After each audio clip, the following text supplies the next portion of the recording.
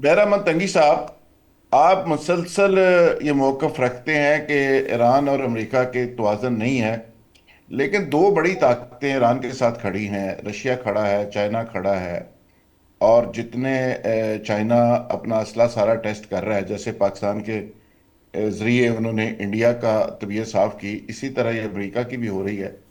तो क्या रशिया और चाइना की मौजूदगी में ईरान की ज़बरदस्त यानी समझ लें मोटिवेटेड फोर्स के साथ ये सारी चीज़ें अगर मिलाई जाएं तो फिर भी आप समझते हैं कि अमेरिका बहुत तगड़ा है? देखिए जुल्फिकार साहब, ट्रंप की अगर आप हिस्ट्री निकाल दें, जब उसका इंट्रा पार्टी इलेक्शन था हिलरी क्लिंटन के इलेक्शन के दौरान, तो उसने तमाम अपने कैंडिडेट्स पे सबसे ज्यादा जीत लिए, इलेक्शन जीत लिया इंट्रा पार्टी इलेक्शन, और वो प्रेसिडेंशियल कैंडिडेट के तौर पे सामने आ गया। और अच्छा फिर जी। हिलरी क्लिंटन के इलेक्शन में आपको याद होगा, ब्रिगेडियर साहब को भी याद है कि पूरी दुनिया ने ये कहा था कि हिलरी क्लिंटन इलेक्शन जीत रही है।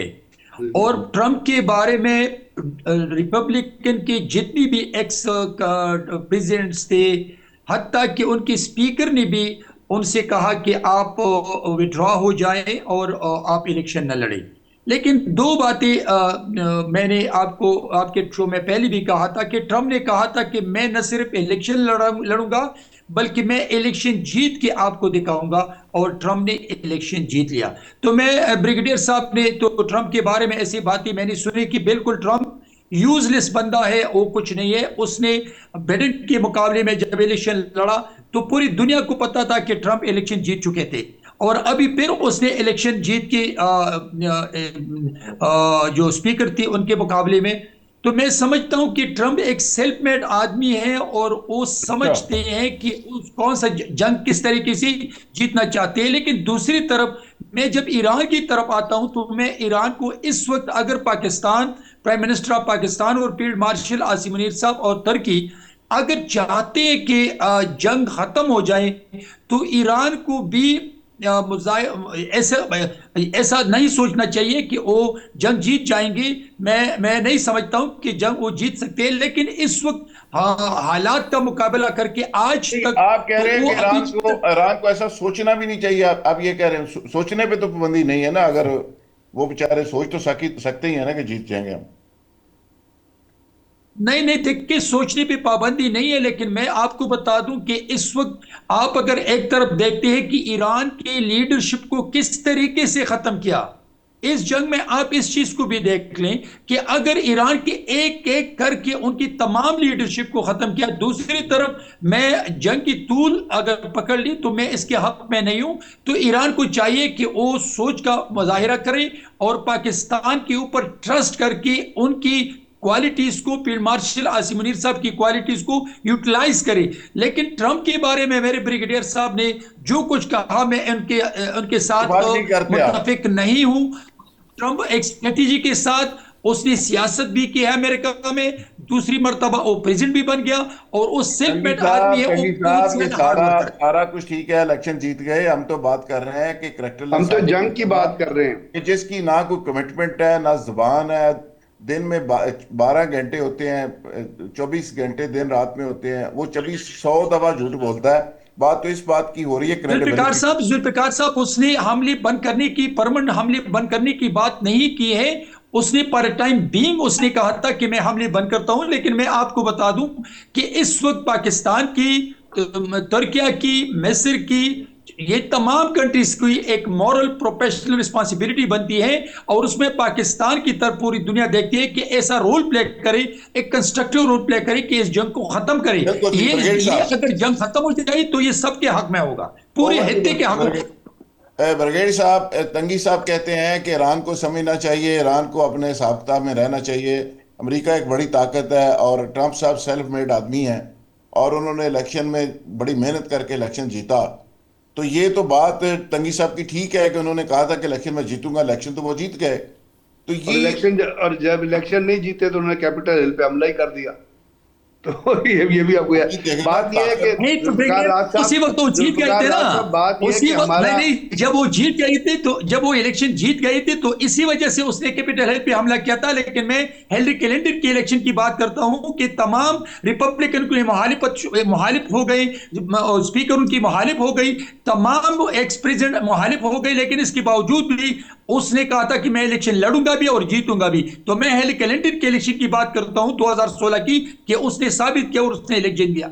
मैं ये कह रहा हूं कि वो एक सेल्फ मेड मादी हैं, वो जो कहते हैं वो करके दिखाते हैं। लेकिन इस वक्त ईरान को चाहिए कि वो टेबल टॉक्स के जरिए पाकिस्तान की क्वालिटीज को यूटिलाइज करके इस जंग अगर खत्म हो सके तो ये पाकिस्तान की को इस्तेमाल कर सकते हैं।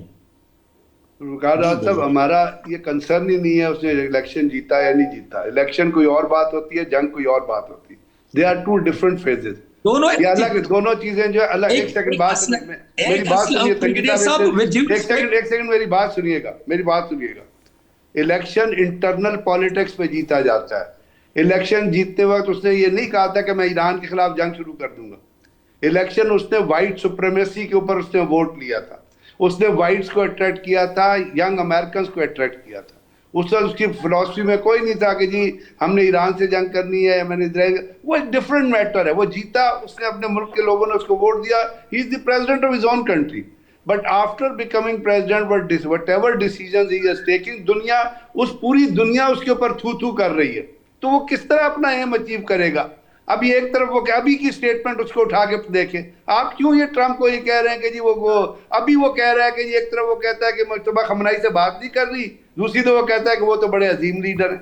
और मेरी तरफ से ट्रंप जो मर्जी कहे, मैं तो बात करूं इस वॉर पे और इसके कॉन्सिक्वेंसेज पे। दुनिया में जितने भी जी होश शख्स हैं वो ये चाहेंगे कि ये जंग बंद हो। हम भी ये चाहते हैं कि ये जंग बंद हो। इसराइल ये नहीं चाहता कि ये जंग बंद हो। ट्रंप ने अभी तक ये नहीं चाहा कि ये जंग बंद हो। ट्रंप ने उस वक्त ही कहा है जंग बंद हो, या वो उसने जो इंडिकेशन दी है जिस वक्त उसको यूरोपियन ममालिक छोड़ गए। स्पेन जिस वक्त उसको छोड़ गया है, डेनमार्क ने इसराइल के सफीर को बाहर निकाल के खड़ा कर दिया है। स्पेन के अंदर इसराइल के खिलाफ करारदादें पास हुई हैं। ब्रैक ब्रिगेडियर स्टेमर, साहब, बात सुनिए मुझे मेरी। मौका दे आप एक ऐसी चीज को डिबेट कर रहे हैं ना जो जंग का हिस्सा नहीं है। हम बात कर नहीं रहे नहीं, हैं कि मुझे क्या आप एक मौका दे हम दें। आपकी आपकी जो सवालात थे वो लंबी हो गई ना, तो आप मुझे दे दें। एक बैलेट का जंग है, एक बुलेट का जंग होता है, और दोनों बैलेट की के जंग लिए की हमें इंसान का परवाह हौसला नहीं है। होना चाहिए। हमें नहीं, बैलेट आप की तो जंग की बुलेट, परवाह नहीं, नहीं मैं है। आप तो बुलेट चल रही है हमें ना, बैलेट आपको की जंग बुलेट। की परवाह नहीं है। बैलेट में वो जो मर्जी जाके 10 लाख अगर वोट ले वो ले, अगर मेरी तरफ से वो पूरी नहीं नहीं, दुनिया का प्रेसिडेंट आपने बन जाए, आई एम नॉट आप कंसर्न। मुझे भी डाल यार, दीजिए, मैं कुछ कहूँ आपको। अच्छा डॉक्टर साहब, देखें, पहली डॉक्टर बात असलम तो साहब, ये है कि ईरान ने पिछले 40 साल से इस जंग के लिए तैयारी की है। ऐसे ही और है। ईरान को पता है कि इस स्टेज पे अगर वो इज़राइल को ताकतवर छोड़ देगा तो ये जंग फिर से होगी। दूसरी बात यह है कि हमारे जैसे मुल्कों का जो रीजन में है, जिसमें सऊदी अरब भी है, पाकिस्तान भी है, टर्की भी है, इजिप्ट भी है, इनका प्रॉब्लम ये है इस वक्त कि अगर ईरान फतेह हो गया तो हमें उसको रीजनल सुपर पावर मानना पड़ेगा, जो हम तैयार नहीं हैं। हम तो इंडिया को भी सुपर पावर मानने को तैयार नहीं है। इन दी रीजन द पॉइंट इज कि मेरा ये ख्याल है कि ये जंग उस वक्त तक चलेगी जब तक इजराइल घुटनों पे नहीं आएगा। अमेरिका का इशू नहीं है, अमेरिका तो आज भी दोस्ती करना चाहता है, वो समझता है कि अचीव कर लिया। इजराइल को घुटनों पे आना पड़ेगा और कहना पड़ेगा कि हाँ जी, अब मैं ये 7 वाले मुल्कों पे किसी पे हमला नहीं करूंगा। कैसे आएगा इजराइल? तो इसको एक मुकद्दस जंग बना के, मजहबी जंग बना के, वो तो एक नजरियाती तौर पे ये जंग लड़ रहा है। वो तो ये survival मुसलमान की मुल्क जंग भी समझ इसको रहा है। मुकद्दस जंग क्यों नहीं बनाते? ये सालिस में क्यों चले गए हैं? अगर ये मुकद्दस उनकी जंग है तो फिर ये मुसलमानों की भी जंग है ना, इन दैट कॉन्टेक्स्ट। काश होती। So it is very important कि अमेरिका और इजराइल ईरान के चारों मौक़िफ़ माने। मैं तो 5वां भी कह रहा हूं कि फ़लस्तीन को भी माने, तो फिर ये जंग खत्म होगी।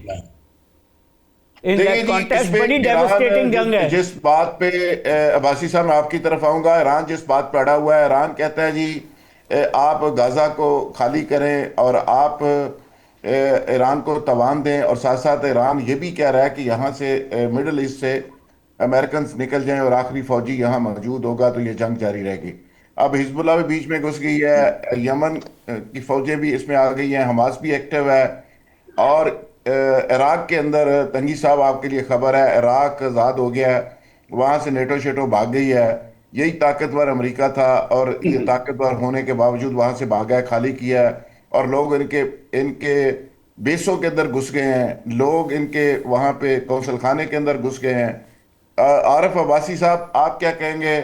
ये जंग अगर इसराइल की मुकद्दस जंग बन सकती है तो मुसलमानों की ये जंग क्यों नहीं बन सकती? देखें जी, आपके जैसे लीडर कि अंदर से इसराइल के खिलाफ बयान क्यों नहीं दे रहे? देखें जी, जैसे हम सब जानते हैं, इसराइल एक नाजायज रियासत है जो कि कानूनी तौर पर वजूद में नहीं आई। उसका पहले दिन से जो माटो था ग्रेटर इसराइल का, उस पर काम कर रहे हैं। बदकिस्मती से कई दहाइयों बाद उनको एक बेवकूफ सदर मिल गया अमेरिका का, जिसके बलबूते पर उन्होंने अपना जो एजेंडा था उसको आगे बढ़ाने की कोशिश की है। लेकिन मैं ईरान को यकीन करेंगे दिल की गहराइयों से ये समझता हूं कि ये निशात सानिया इस्लाम की, इस्लाम के नाम पे जिस तरह उन्होंने मुकद्दस जंग बनाई है, तो ईरान ने भी कभी ना इसराइल को तस्लीम किया। और ईरान वो मुल्क है जिसने सबसे पहले पाकिस्तान को तस्लीम किया था, इस वजह से कि एक इस्लामी मुमलकत मार्ज वजूद में आई थी। तो मैं तो ये समझता हूँ कि इसराइल का जो नेतन्याहू, उसने इंतहाई जहानत के साथ बेवकूफ बनाया है इसको, ट्रंप को। ट्रंप एक बदमाश की हैसियत से दुनिया में सामने आया। अमेरिका जैसे बड़े मुल्क का सदर होना, ये बदकिस्मती है अमेरिकन की कि ट्रंप जैसा शख्स उनका सदर बन गया। वेनेजुएला में उसने क्या किया, बाकी दुनिया के साथ उसका रवैया क्या था, इवन के अपने इत्तेहादियों के साथ, यूरोप के साथ उसका क्या रवैया था, जिस तरह उसने टैरिफ लगाना शुरू करके दुनिया भर में बदमाशी शुरू की। ये शख्स पूरी दुनिया के लिए बहुत बड़ा खतरा है, दुनिया के अमन के लिए खतरा है। और ईरान ने जिस तरह उनकी सारी कैलकुलेशन को गलत साबित किया और उनके अंदाजों को गलत साबित करके इस जंग को उनके गले का ढोल बना दिया। अब फाइनेंशियली भी उनकी जो आप देखें, इसका $10,000 का एक जो ड्रोन होता है उसके लिए उनको $40 लाख का मिसाइल मारना पड़ता है। तो ये फाइनेंशियली भी उनके लिए ये जंग वो नहीं है, मौजूद नहीं रही। और ग्राउंड पे भी जो कामयाबियां हैं ईरान की, जिस तरह उसने कई दहाइयों से जो 70 की दहाई के बाद उन्होंने अड्डे बनाने की कोशिश शुरू की मिडिल ईस्ट में, और ऑलमोस्ट पूरा मिडिल ईस्ट अमेरिका के कंट्रोल में चला गया। और इस्लाम का, हमारी जो इस्लामी सरबराही का काउंसिल जो होती है वो बराए नाम रह गई। और अंदरूने खाना तमाम जो हमारे मिडिल ईस्ट के हुक्मरान हैं वो उसके अमेरिका के पट्टू के तौर पे काम करने लगे, और इसराइल इसी वजह से ताकतवर होता गया। तो मैं समझता हूँ कि इस वक्त ईरान बिल्कुल ठीक जा रहा है, उसको अपनी शराइत पे जंग खत्म करनी चाहिए। और दुनिया चूंकि अमेरिका के साथ नहीं है, फिर पॉपुलेशन अमेरिका की उसके साथ नहीं है, फिर इसराइल के जितने नुकसान हो रहे हैं, उन्होंने कोई ख्वाब में भी ये नहीं देखा था इस किस्म के हालात। तो अगले अगर चंद दिन और जंग जारी रही तो शायद नेतन्याहू के लिए वहां का वजीर आजम रहना भी मुश्किल हो जाए, क्योंकि उसके ऊपर जो करप्शन के संगीन संजीदा इल्जाम है उसका भी उसको जवाबदेह होना है। तो ईरान बिल्कुल, मैं समझता हूँ कि ईरान इस वक्त 80% अपने मकसद में कामयाब हो चुका है। अगर वो मजीद हफ्ता 10 दिन मजीद खड़ा रहा और अल्लाह साबित कदम रखे ईरान को, तो ये घुटनों पे आ जाएंगे दोनों ममालिक। तंगी साहब, ये सारे मेहमान कह रहे हैं, आवाज हैं जो इख्तलाफ कर रहे हैं, सब हम तो ईरान को जुटा के बैठे हुए हैं। आप इसमें थोड़ा सा अगर मेहरबानी कर दें, हमारे साथ इत्तेफाक कर लें तो सारा पैनल ही इसमें शामिल हो जाए। तो आप थोड़ा सा मेहरबानी करें। देखिए जुल्फिकार साहब, मैं इस हक में हूं कि ईरान इस वक्त एक ऐसा मोड़ आ गया है कि पाकिस्तान के वज़ीर-ए-आज़म और फील्ड मार्शल आसिम मुनीर साहब की तरफ पूरी दुनिया देख रही है। इस वक्त पाकिस्तान एक कंस्ट्रक्टिव रोल प्ले करने की पोजीशन में है। ईरान को इससे फायदा लेना चाहिए और वो जज्बात से नहीं, क्या फायदा लेना बहुत चाहिए? सोच क्या करना, समझ ईरान को करके करना क्या चाहिए? आप टू दी पॉइंट बताएं, ईरान को क्या करना चाहिए? पाकिस्तान कभी भी पाकिस्तानी वज़ीर-ए-आज़म और फील्ड मार्शल आसिम मुनीर कभी भी ऐसा फैसला नहीं करेगा कि वो ईरानियों के हक में ना हो, वो ईरान के हक में नहीं होगा। वो सोचेगा कि ईरान क्या करे? टू दी पॉइंट बताएं, 1 2 3। ईरान को क्या करना चाहिए?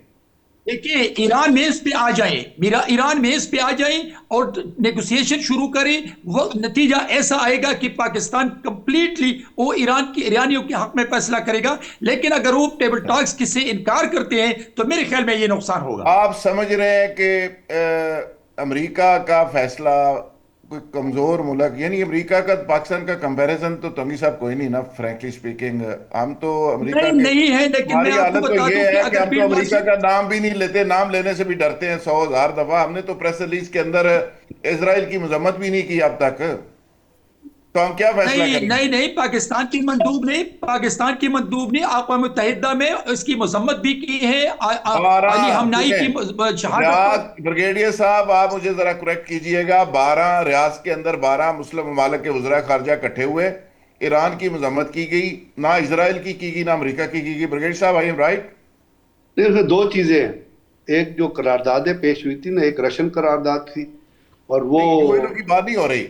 वहां बात हो पे, रही है जहाँ वो, चूंकि हम रियाज के अंदर। देखिए ना, इसमें हमें पाकिस्तान की एक सेंसिटिविटी समझनी होगी जुल्फकार साहब, और वो मैं फॉरेन पॉलिसी ऑप्शंस के हिसाब से आपसे अर्ज करूंगा कि हम गल्फ कंट्रीज के साथ जब बैठे हैं तो गल्फ कंट्रीज के ऊपर जब हमला होगा तो उसमें हमें ये तो कहना पड़ेगा कि जी उसके जो हमला हो रहा है वो ठीक नहीं है, चाहे वो उनकी हमारे। और ईरान की तरफ जब हमला हुआ तो हमने उसको भी कंडेम किया, अमेरिका की तरफ से और इसराइल की तरफ से, कि ईरान सर, के जो ऊपर। 12 वज़रा खारजा की प्रेस रिलीज है उसमें ईरान की मजम्मत शामिल है, इसराइल की, सर अमेरिका वो की नहीं है। जुल्फकार भाई, उसको चीजें उस किस चीज पे मजम्मत शामिल है? It relates to attack on GCC, it does not relate to attack on. हमें मतलब फॉरेन पॉलिसी ऑप्शंस के हिसाब से चीज को देखें ना।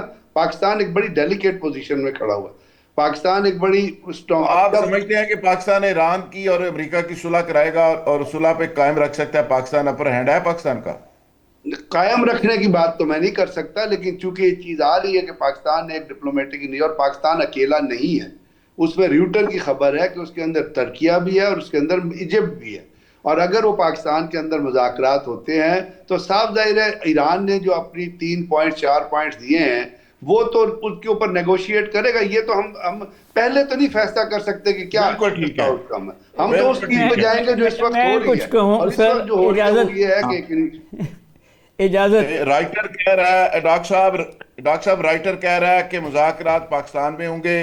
राइटर खबर दे रहा है बार बार, और पाकिस्तान मेजबानी करेगा। और मैं फिर अगेन कहूंगा कि बड़े बड़े चौधरियों की, कोई हम जैसा मुल्क सुलह, अगर चौधरी जो डेरा डेरा अगर बड़ा ना हो तो वहां पे जो पंचायत होती है उसकी फिर क्या होगी, मुझे समझ नहीं आ रही है। देखिए, चलो बिठा तो डेरा सकते बड़ा हैं। है, पहली अल्लाह पहली हफ़्ज़। पहली बात तो ये है कि इजिप्ट और तुर्किया दोनों इसराइल को रिकॉग्नाइज करते हैं, हम नहीं करते। जिनको आप साथ मिला रहे हैं वो तो रिकॉग्नाइज करते हैं स्टेट ऑफ इसराइल को। ऑलरेडी हाँ जी। फैसिलिटेटर है, सहूलतकार है, ईरान और पाकिस्तान नहीं जा रहा करता है इसराइल। जी, ईरान और पाकिस्तान नहीं करता। सिर्फ पाकिस्तान 2 नेशन स्टेट की बात करता है, ईरान 1 नेशन स्टेट की बात करता है, फ़लस्तीन की। यस, ये एक बहुत इम्पॉर्टेंट है कि हमारे दारुल खिलाफा में आके सारे बैठ जाएं और बातचीत करें। बातचीत हर वक्त होनी चाहिए, कभी ये विंडो बंद नहीं होनी चाहिए, और हमें उसका डॉक्टर साहब, बहुत फायदा होगा। चाइना स्टेक होल्डर तो चाइना और रशिया भी है ना। जी स्टेक होल्डर तो जी, मेरा ये ख्याल है कि इस वक्त चाइना और रशिया ब्लीड कर रहे हैं, गले से पकड़ा हुआ है वेस्टर्न कैपिटलिस्ट इकोनॉमी को इस जंग में। तो कैसे आप सडनली अपने दुश्मनों का गला छोड़ देंगे? ये मुमकिन नहीं है। वो घुटनों पे आना पड़ेगा, गुफ्तो शुनीद करते रहें इन दैट कॉन्टेक्स्ट। मेरा मतलब ये है कि उसमें एक बात ये है कि जी न्यूक्लियर फैसिलिटीज पे अटैक ना करें। बिल्कुल ठीक है डॉक्टर एनर्जी साहब, ये बड़ी फैसिलिटीज पे पते की अटैक ना बात आपने करें, बताई है। घुटनों पे आएगा, बात मानेगा तो जान छूटेगी। वरना नहीं और होगा। इस पे रशिया और चाइना अहम स्टेक होल्डर हैं सारे मामले के। और पाकिस्तान को अगर रिस्पेक्ट और ऑनर मिल रही है और पाकिस्तान इसकी मेजबानी कर रहा है तो ये बहुत बड़ी रिस्पेक्ट और इज्जत की बात है पाकिस्तान के लिए। और फील्ड मार्शल इसमें रोल प्ले कर रहे हैं। और मैंने पहले भी कहा था कि जिस तरह अफगानिस्तान से पाकिस्तान ने इनको निकाला था, इसी तरह इस दलदल से जब निकलेंगे तो फिर ये पाकिस्तान का तरला करेंगे और पाकिस्तान यहाँ से निकालेगा। और पाकिस्तान का रोल एक दफ़ा फिर बहुत ज़बरदस्त बनने जा रहा है। और ईरान को भी चाहिए इस रोल से फ़ायदा उठाए, और अमेरिका खुद भी इस जंग से निकलने के लिए इसका फ़ायदा उठाना चाह रहा है। और पाकिस्तान ये रोल प्ले करने जा रहा है। बहुत शुक्रिया जी। कल इंशाल्लाह नए मेहमानों और नए मौज़ूआत के साथ मुलाकात होगी। बहुत शुक्रिया।